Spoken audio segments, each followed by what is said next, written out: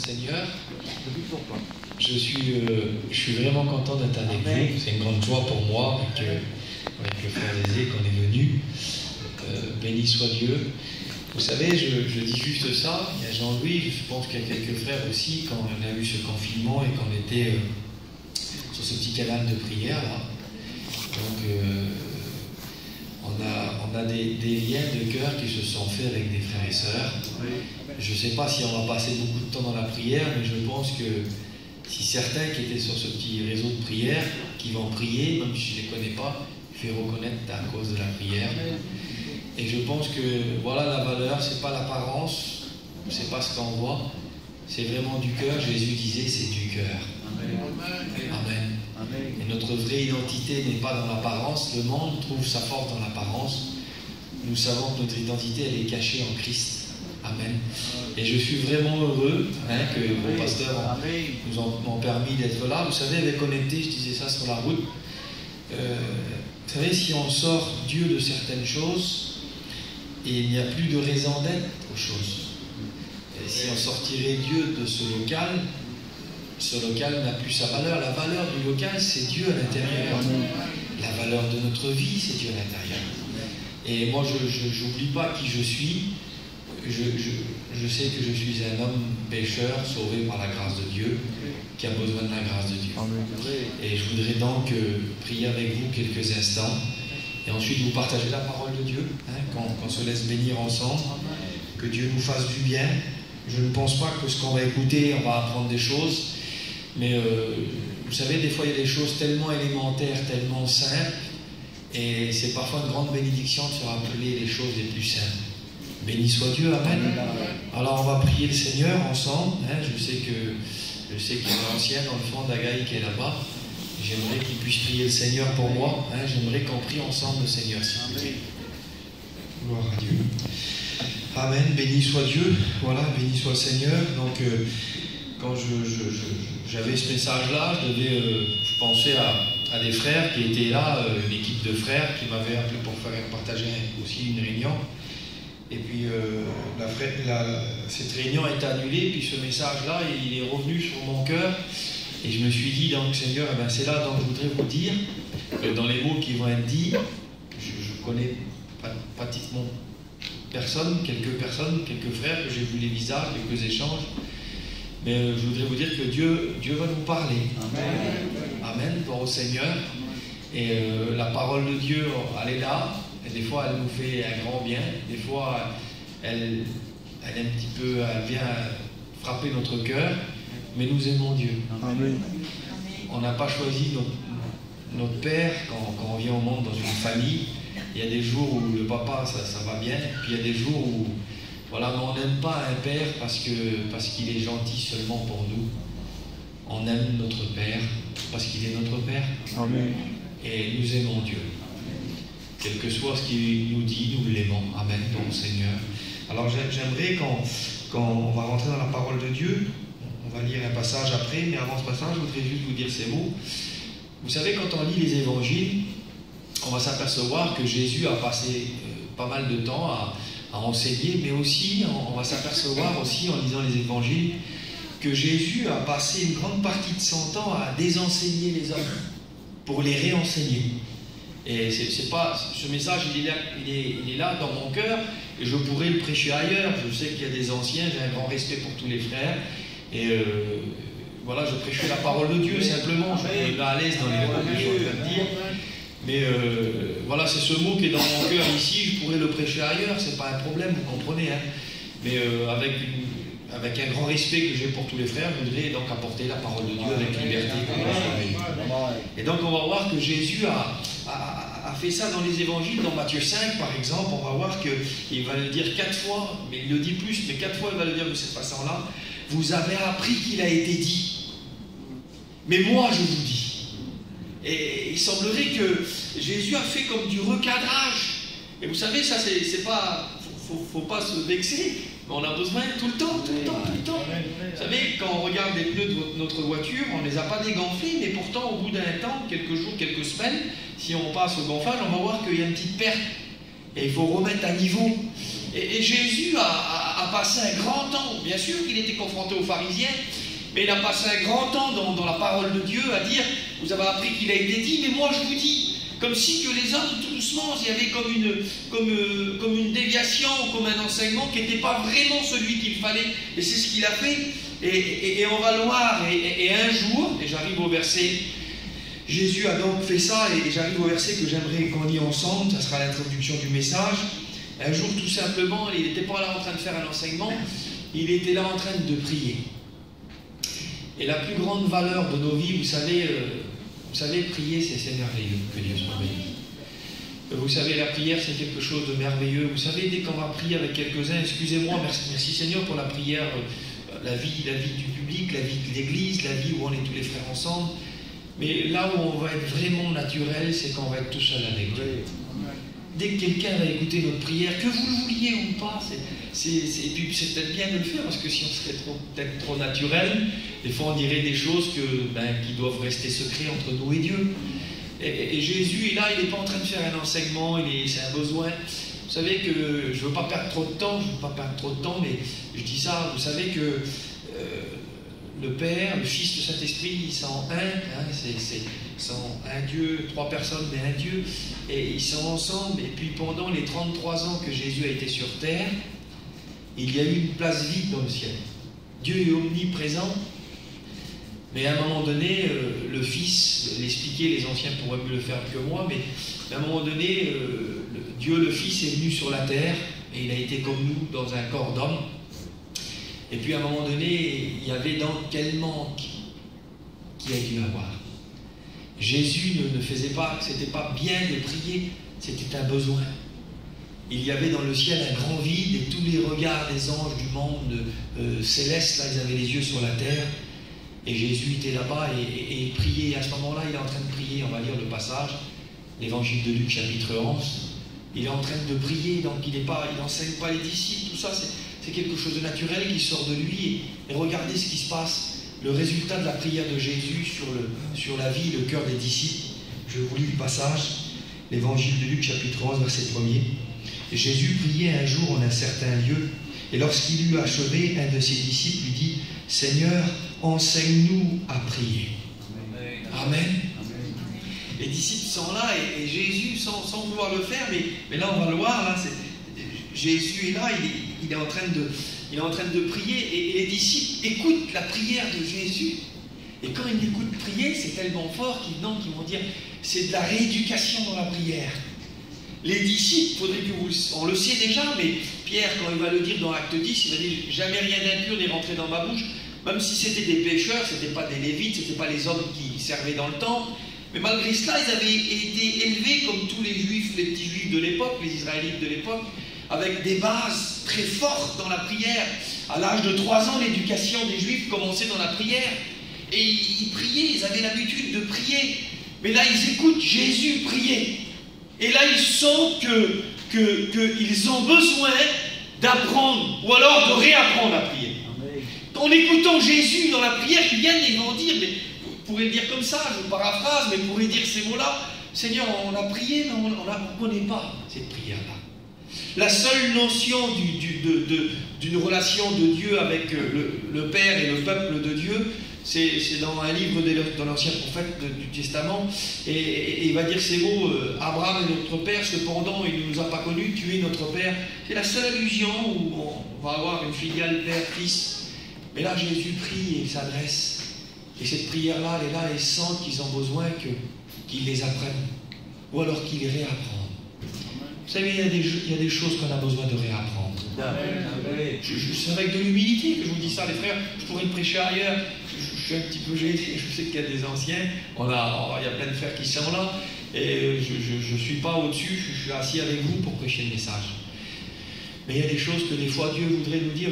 Tu m'apprends quelque chose de nouveau? Il dit non, je vais te réapprendre quelque chose que tu crois avoir appris. Et les disciples sont là. Ils ont une grosse notion dans la prière. Mais là, devant Jésus, ils disent, Seigneur, apprends-moi à prier. Amen. Que Dieu soit béni pour cela. Et on a dit ça de Jésus. Jamais homme n'a parlé comme cet homme. Mais les frères, je pense que vous allez être d'accord avec moi. Je pense aussi que jamais homme n'a prié comme cet homme. Amen. Quelle prière. Quelle beauté. Ça devait être bon de l'écouter.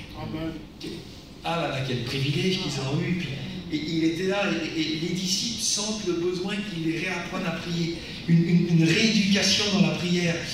Les disciples sont là, et puis là, il va les réapprendre. Il va leur dire, on connaît cette prière. Quand vous priez, dites notre Père. Et puis là, il les réapprend. Et Jésus a donc passé beaucoup de temps à réapprendre des hommes. À réapprendre des hommes qui pensaient connaître Dieu.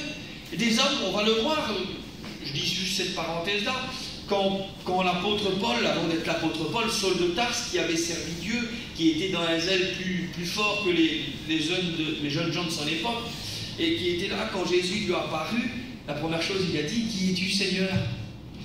Eh bien, je suis le Dieu que tu penses servir. Que veux-tu, Seigneur? Donc, il ne savait pas c'était qui, il ne savait pas ce qu'il voulait. Parfois, on a besoin, l'évangile, Dieu veut nous réapprendre des choses pour mettre bien à niveau, pour redonner de la valeur.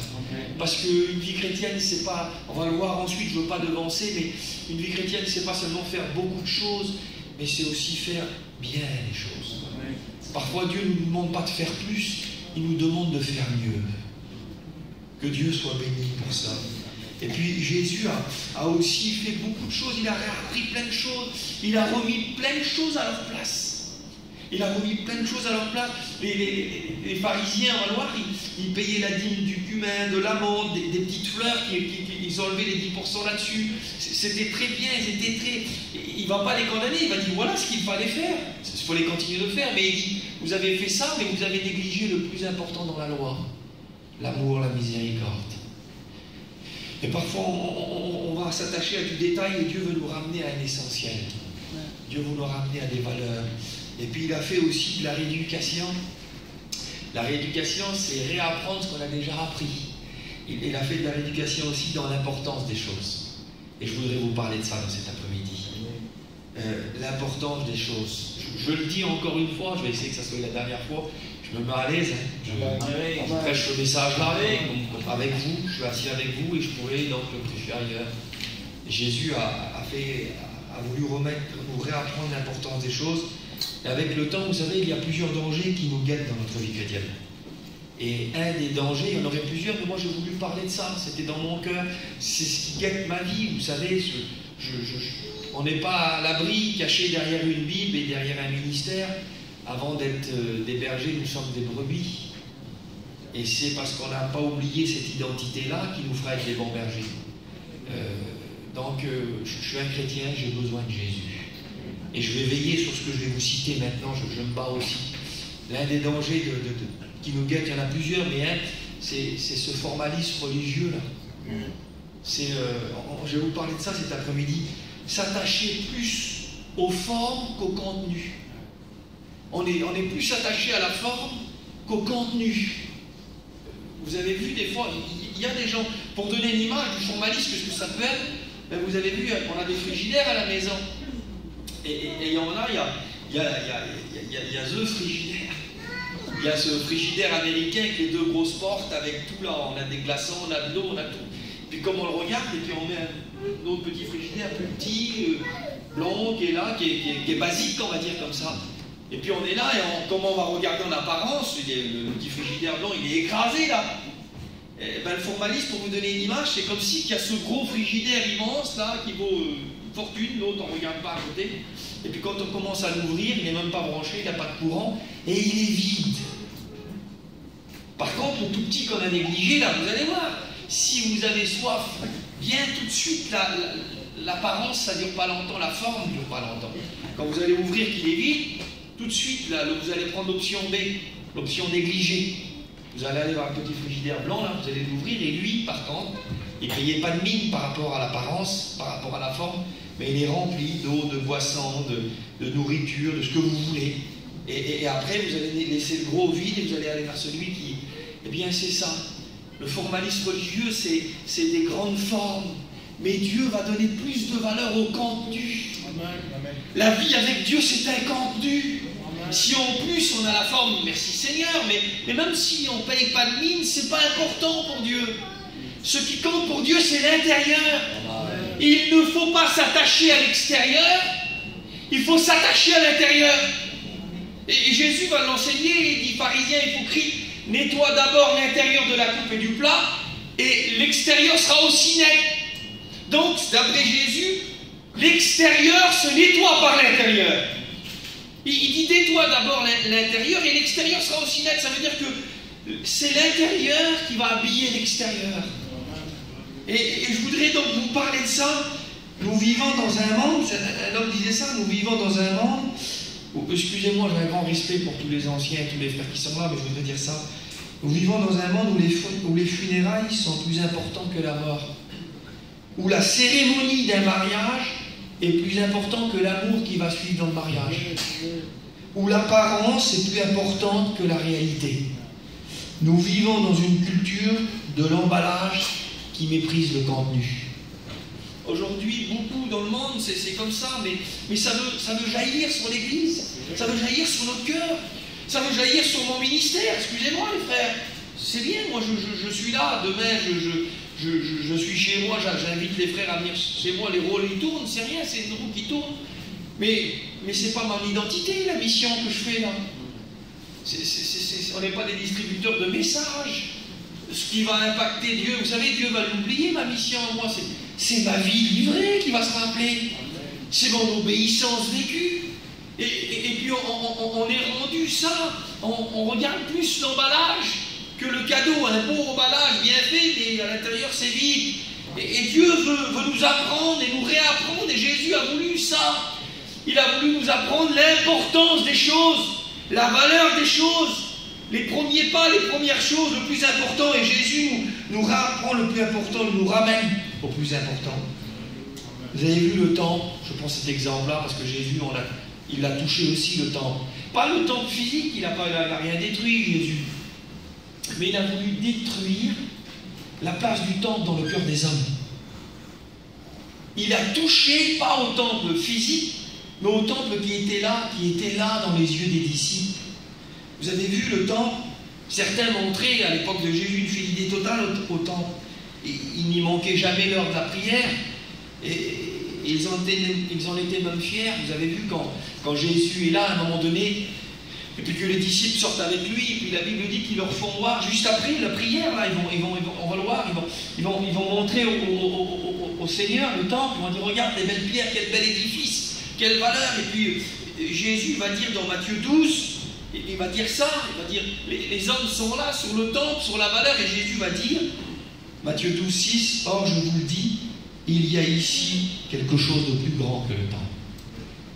Que Dieu soit béni. Que Dieu soit béni. C'est simple cet après-midi, mais Dieu veut nous ramener à des choses qu'on connaît, que peut-être vous êtes en train de vivre. Qu'est-ce qui est plus grand que le temple? Le Dieu du temple. Le Dieu qui fait la valeur du temple. Jésus veut. Et à ce moment-là, les disciples étaient attachés à l'emballage. Le temple, c'est un emballage. Vous savez qu'est-ce que c'est la fonction du temple? On ne va pas perdre de temps pour ça, mais vous savez, le temple, c'est la représentation de Dieu sur la terre. C'est pour ça que Daniel priait en direction du temple, en direction de Jérusalem. Et vous savez, dans l'Apocalypse, qu'il n'y a plus de temple. Je ne sais pas, il y en a peut-être qui vont je dis comme ça, mais ceux qui s'en foutent des locales, là, des belles églises, là, on va dire comment il n'y a plus d'église? Et Dieu pourrait dire, il n'y en a plus besoin, je suis là. Le livre de l'Apocalypse dit, le Seigneur est lui-même son temple. Ça, c'est une représentation, mais c'est ça. Eh bien, si vous voulez, l'emballage, on le met là, et c'est le contenu, c'est la vraie valeur. La vraie valeur, c'est Dieu. Et Jésus est en train de ramener les disciples, il est en train de faire un travail, de les réapprendre. Tu t'es attaché à quelque chose, c'est bien, mais il y a plus grand, il y a plus important. Et le plus important de notre vie, c'est Dieu. Le plus grand, c'est lui. Et puis, on voit l'expérience de Jacob à Bethel, vous connaissez, hein, quand Jacob est là, qui dort, et que d'un seul coup, il voit les anges descendre et monter, il se réveille, et puis il sent, et puis les mots de Jacob, on fait arrêt sur image sur les mots de Jacob, que ce lieu est redoutable. C'est ici la maison de Dieu, c'est ici la porte des cieux. Et là, Jacob, il est en train d'orienter son importance sur le lieu. Ce lieu, ici, tout est centré sur le lieu. Attacher plus d'importance au lieu qu'à Dieu. Et puis on le voit, alors Dieu, qu'est-ce qu'il dit? À un moment donné, parce que Bethel prend de l'importance, on avance dans la Bible, et puis on le voit jusqu'au prophète Amos. À un moment donné, Dieu dit ça, Amos 5,5, n'allez plus à Gilgal, n'allez plus à Bethel. Seigneur, je ne comprends pas, pourtant c'est ta maison. Mais je voudrais vous dire que c'est comme ça. Dieu dit, je ne suis pas d'accord qu'un lieu soit plus important que moi. Oui, amen. Vous vous rappelez du serpent d'airain que Moïse avait fait à un moment donné? Et puis il l'a élevé, c'était une source, c'était le moyen de croire en la parole de Dieu. Tu crois en Dieu, tu crois en sa parole, alors regarde au serpent. Au lieu de regarder à la plaie, la morsure du serpent, les gens laissaient tomber ça et regardaient. Ça veut dire qu'ils avaient foi en Dieu. Mais les années passent. Et à un moment donné, le serpent d'airain, il est dans une tente et on est en train de l'adorer. Vous savez ce que Dieu dit à un des rois de l'époque? Il va, tu trouveras dans la tente cet objet, détruis-le.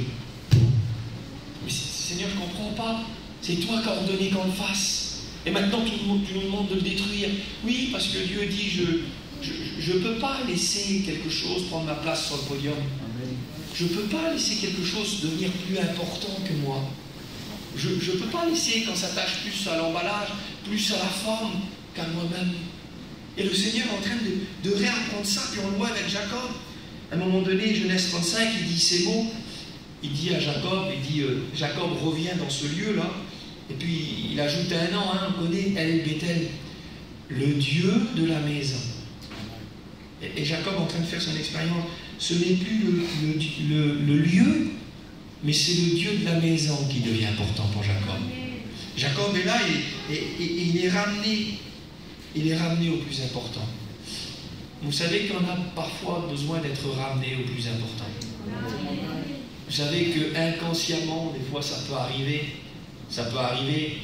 Je me sers de ce que les frères m'ont dit. Quand les clim ont cessé de fonctionner, quand il n'y avait plus de chauffage, là, c'est aussi des petits filtres, ça. Alors là, il fait froid à l'église. Hein. Mais ce n'est pas important qui fait que c'est un confort. Il y en a qui sont attachés au confort de l'évangile, au confort de l'église, à la bonne vie. On est chrétien, on est bien parce que, excusez-moi, il n'y a pas de sortie, il n'y a pas d'alcool, il y a des bonnes habitudes, mais c'est plus qu'une bonne moralité. On n'est pas attaché à une bonne vie, on n'est pas attaché à un chauffage. Demain, les locales, on le perd, on perd le local, mais on ne perd pas Dieu. Pourquoi tu es malheureux? J'ai plus de local. Mais vous vous souvenez de cette expérience où le frère le disait là? Il nous reste Dieu. Vous avez vu quand les disciples d'Emmaüs sont en train de marcher ensemble, et puis à un moment donné, Luc 24, au verset 42, je crois, ils arrivent à un moment donné, et Jésus va aller plus loin, et puis il dit, Seigneur, reste avec nous. Ils ne savent pas encore que c'est lui, ils vont l'identifier plus tard. Ils vont le dire, notre cœur ne brûlait-il pas au-dedans de nous? Qu'est-ce qui doit faire brûler nos cœurs? Ce n'est pas un morceau de vêtement, c'est pas une église, dans le local, vous comprenez mes frères? Qu'est-ce qu'il doit faire? C'est Jésus qui fait brûler nos cœurs. Si on n'a plus Jésus, nos cœurs vont redevenir froids, nos cœurs vont redevenir envieux. Je vous promets que si on se détourne de l'essentiel, du plus important, je vous promets qu'on va rattraper les défauts qu'on avait quand on n'était pas chrétien. Je vous promets, ce qui nous fait être spirituel, c'est pas fréquenter l'église seulement, c'est être en contact avec Dieu. Moi j'ai connu des frères qui ont passé des hivers en rentrant dans le local, et pourtant ils ne sont pas rentrés dans la présence de Dieu. C'est plus que cela. Dieu veut nous ramener à ça, c'est l'expérience de Jacob. Et puis Dieu veut nous ramener, pas à l'emballage, mais au contenu. Il ne veut pas nous ramener au superficiel, il veut nous ramener à l'essentiel. Dieu veut nous ramener à lui, frères et sœurs. Cet après-midi, il est 4 heures, on est là, et puis on écoute quoi? On écoute le plus important. Ça peut être mieux dit. Vous savez, des fois, si on bouge de trop, on attache plus d'attention au semeur qu'à la semence. Mais vous avez vu, quand on lit la Bible, un semeur sorti pour semer, il a disparu. Parce que le héros de la Bible, ce n'est pas le semeur, c'est la semence. C'est la parole de Dieu, c'est Dieu le héros. C'est Dieu le plus important. Si quelque chose, on s'est habitué à des choses. Je me souviens, quand les frères ont parlé du chauffage qui était coupé, que j'ai pensé à une expérience qui m'est arrivée. On était à Agen, puis j'étais parti comme ça avec ma voiture, puis je faisais une petite marche de prière. Et puis d'un seul coup, en marchant comme ça, j'ai vu un petit ânon. Ça m'a fait tout de suite penser au texte. Il était monté sur un ânon, le petit d'une ânesse. Et j'ai vu donc un jeune petit âne, un petit bébé âne qui était là. Et puis j'ai commencé à l'appeler. Et puis il était peut-être à la longueur de l'église, un petit peu plus loin peut-être. Puis je lui faisais signe et je l'ai appelé. Puis j'ai attiré son attention, s'est tourné sur moi, il a commencé à marcher. Et puis j'étais content, j'avais envie de le caresser, cette petite bête, je sais pas. J'étais peut-être sentimental, certainement. Ça me faisait penser au texte, penser à Jésus. J'étais en train de prier et j'avais envie de le caresser comme ça. Et puis il est venu, puis à un moment donné, je vous dis mot pour mot ce qui m'est arrivé, j'ai vu que ce petit âne, il avançait comme ça, le pas commençait tout doucement à ralentir et il était en train de regarder mes mains. Je vous jure que c'était comme ça. Il regardait mes mains, et puis quand j'avais rien moi dans les mains, quand il a vu que mes mains étaient vides, il a freiné, il a bien regardé, il a bien pris le temps, il a bien regardé la gauche, la droite, il devait certainement, c'était un endroit de passage, les gens devaient lui ouvrir, et quand il a vu que mes mains étaient vides, c'est ce qu'il a fait, il a bien regardé, il n'y a rien pour moi, il a les mains vides, il a retourné, puis il est parti. Et puis moi je pensais que j'avais ma main vide, mais je voulais lui offrir ma main. Juste comme ça, le caresser comme ça. Et j'ai tout de suite pensé au Seigneur. Et j'ai dit, Seigneur me disait ça dans mon cœur. Il dit, quand bien arrive comme ce petit âne, il regarde mes mains. Qu'est-ce que j'ai dans ma main? Et si parfois la main de Dieu est vide, alors il en repart. Ce n'est pas le contenu qu'il y a dans la main, c'est sa main, son bras, son cœur. C'est lui que nous voulons. Parfois Dieu vient avec les mains vides pour nous dire, je n'ai rien d'autre que moi-même. Je suis la vie chrétienne. Je suis le sang de la vie chrétienne. Merci Seigneur pour tous les ministères que Dieu nous a donnés, mais dans le ciel il n'y en aura plus. La Bible, on va la laisser. Quand il va y avoir dans les grandes églises, on va partir avec nos Bibles. On n'aura plus besoin de la parole écrite, on aura la parole véritable. Qu'est-ce qui va nous rester? Il va nous rester lui. Amen. Il faut s'attacher à lui. Amen. Il faut que Dieu nous ramène à lui. Vous vous souvenez quand le Seigneur est là et qu'il y a plein d'occupations, il y a plein de choses. Avec le temps, on est dans le service, on est dans les activités, on connaît. Il n'y a pas plus beau que l'innocence du commencement, mais après on connaît. Et parfois, il y en a même certains qui disent, t'as pas levé le pied, que j'ai vu ce qu'il y a en dessous. Je ne sais pas si c'est bien pour avancer avec Dieu, ça. Je pense que parfois, il faut une certaine innocence, ce cœur. L'amour ne soupçonne point le mal, a dit. Il faut ce cœur qui est là. Il y a Jésus. Et c'est suffisant. Cela doit nous suffire. Dieu n'a rien prévu d'autre à nous donner que son Fils. Et je vous promets qu'il ne sera pas content s'il y a quelque chose qui fait de l'ombre au Fils. Je vous promets qu'il est capable d'enlever. Vous voyez ce passage, Luc 10, 41.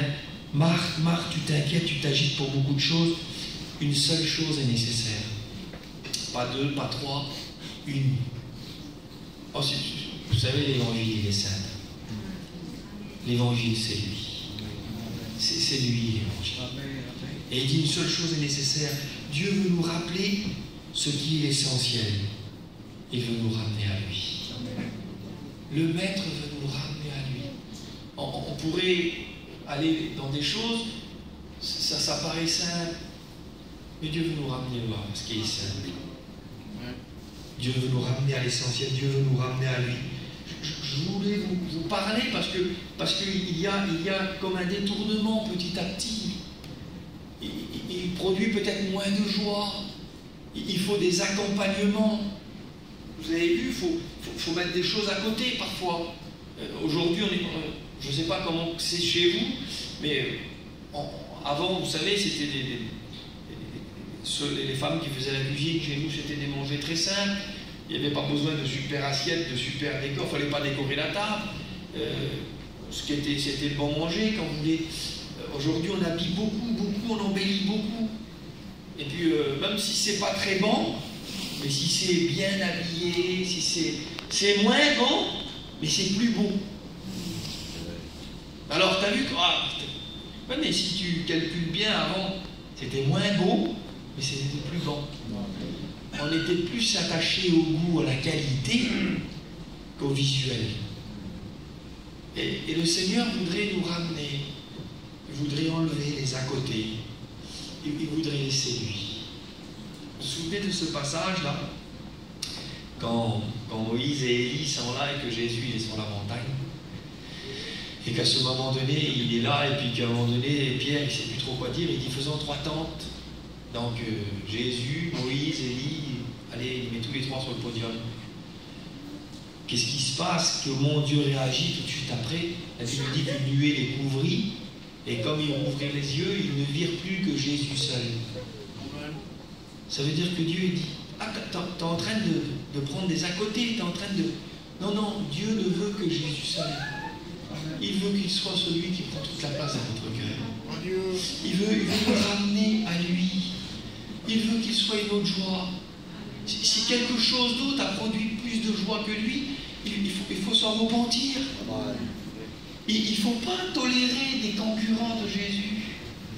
Il ne faut pas tolérer qu'on a besoin d'autre chose. Il ne faut pas tolérer qu'on a besoin d'ajouter. Il n'y a pas d'ajout. Il est ce qu'il nous faut. Je te promets que tu n'as pas essayé d'aller plus loin. Jésus est ce qu'il te faut. Il est ce que nous avons besoin. Il est ce que nos petits auront besoin. On n'est pas à la même époque, on n'est pas là. Non, non, non. Il a été le besoin de toutes les générations. De toutes les époques. De toutes les églises. Il a été et il sera toujours le besoin des hommes. C'est Jésus. Nous avons besoin de lui. Amen. Il faut l'aimer à lui. Il faut le laisser remettre les choses à leur place. Je voulais vous parler de petites choses, mais je crois qu'on arrive à l'essentiel, que Dieu soit béni.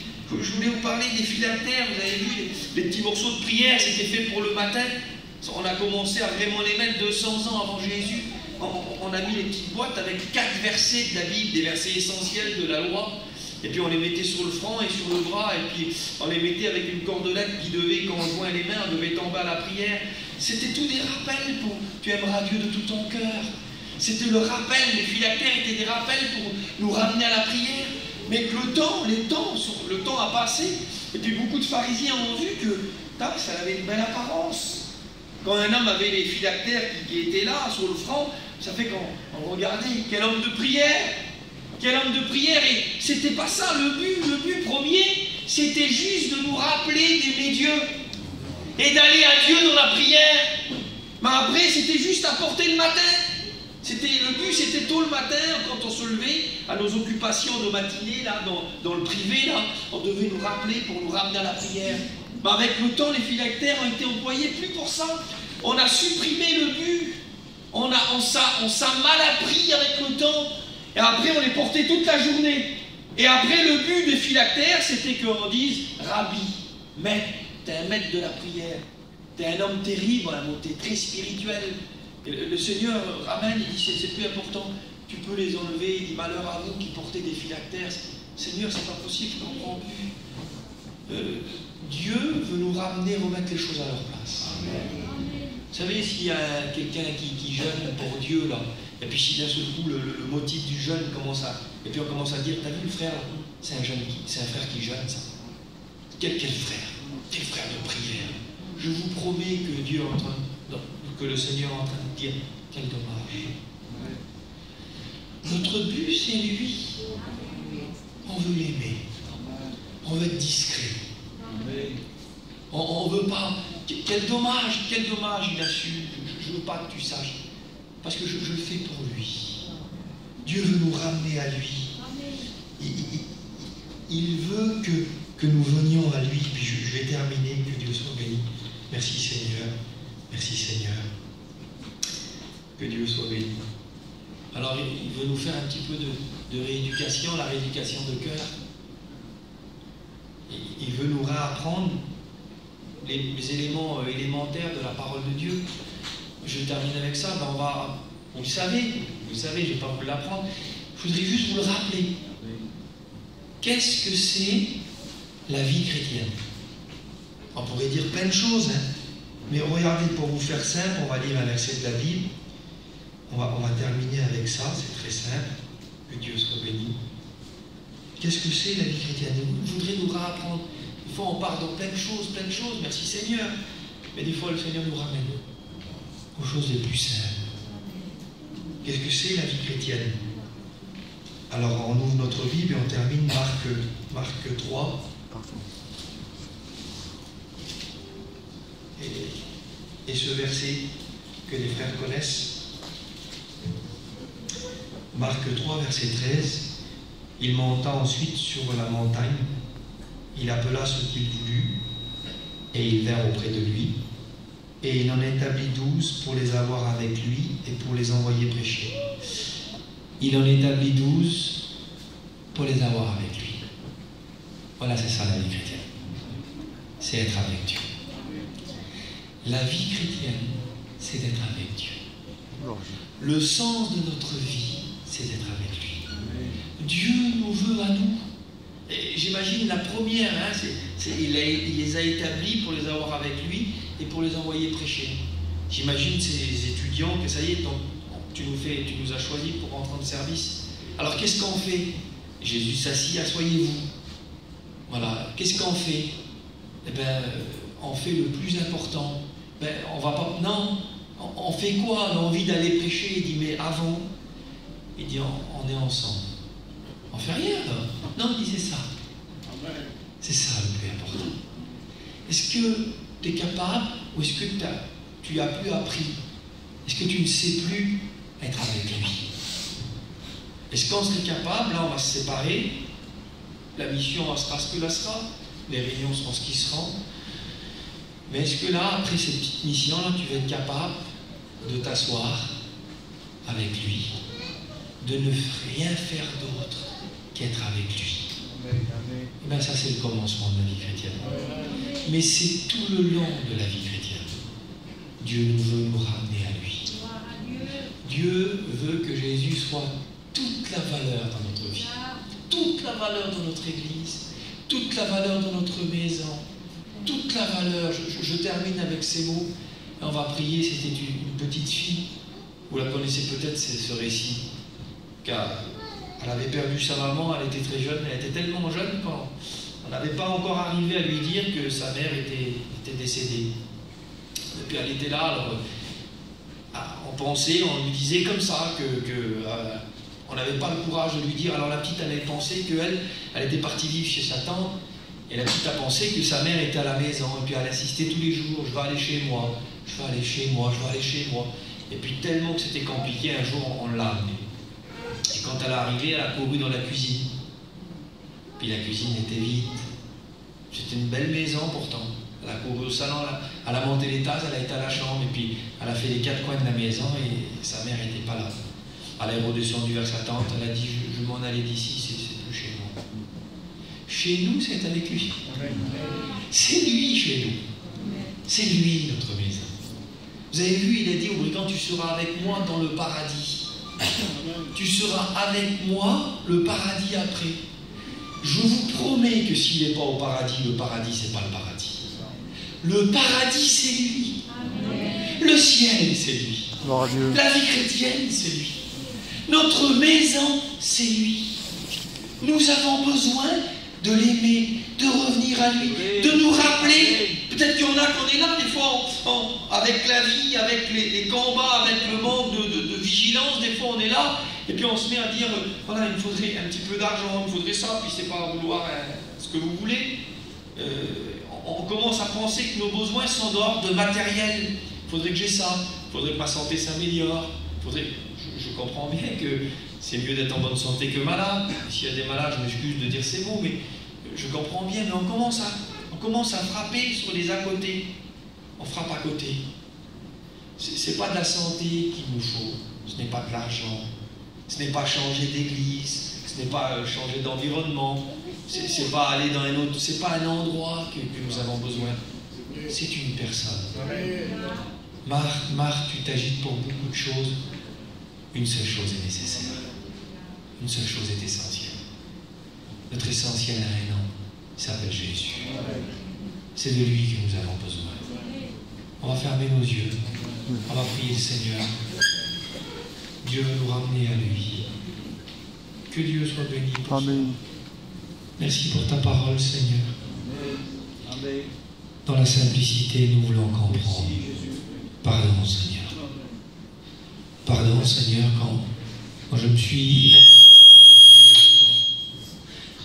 Pardon, Seigneur, quand j'ai cru à autre chose, quand mon cœur s'est habitué à des choses qui étaient à côté de toi. Pardon, Seigneur, quand j'ai vu ta main vide et que tu n'avais que toi à m'offrir et que j'étais moins intéressé. Pardon, Seigneur, pour les rendez-vous manqués. Amen. Pardon, Seigneur, pour... J'aime le temple, j'aime l'église. Mais pardon, Seigneur, quand tu m'as attendu dehors de l'église. Quand tu m'appelais, Seigneur, alors que il n'y avait même pas de sirop dans l'eau. C'était cette eau pure. Mais elle était tellement pure quand je me suis habitué à mettre du sucre dans l'eau. Quand j'ai mis ce sucre dans l'évangile. Quand j'ai commencé à apprendre à avoir besoin d'un supplément, d'un agrément. Seigneur, pardon. Tu es tout ce dont j'ai besoin. Amen. Je veux me laisser rattirer à toi. Je te demande pardon. Je te dis merci. Amen. Merci de me rappeler que c'est toi. Merci de me rappeler que tu es le Père du ciel. Tu es l'eau de la vie. Tu es la lumière du monde. Tu es le chemin. Tu es la vie. Tu es tout ce dont j'ai besoin. Merci, Seigneur. Que ton nom soit béni. À toi toute la gloire. Merci, Maître. Que Dieu vous bénisse. Amen.